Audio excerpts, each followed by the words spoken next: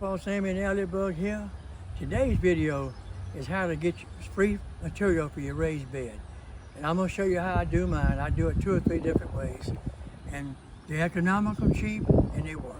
Pawpaw Sammy and Elliot Bug here. I've been getting a lot of calls and questions on raised beds. Now I live in rural South Louisiana. It used to be rural, but as you can see now, it's not really so much rural anymore. Subdivisions everywhere you look.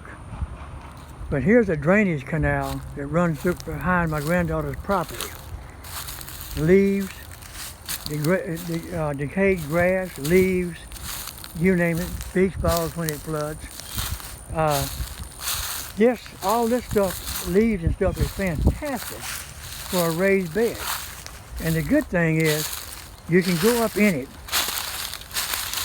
and find pieces like this. It's all decayed and rotten. Alright, now, then what you do is you take a shovel and you dig a hole, and I'll get to that in a few minutes. But this is fantastic raised bed material, all down in there, as far as you can see. This is a prize example of what I was talking about. You see this limb off that oak tree? Look at this. That in a raised bed works wonders, I'm not kidding you. And just walking and looking, I see some more decayed wood back in here if I can get to it without getting that up with these sideblars, because they sure stick hard. There it is, right there. That is ideal for a raised bed.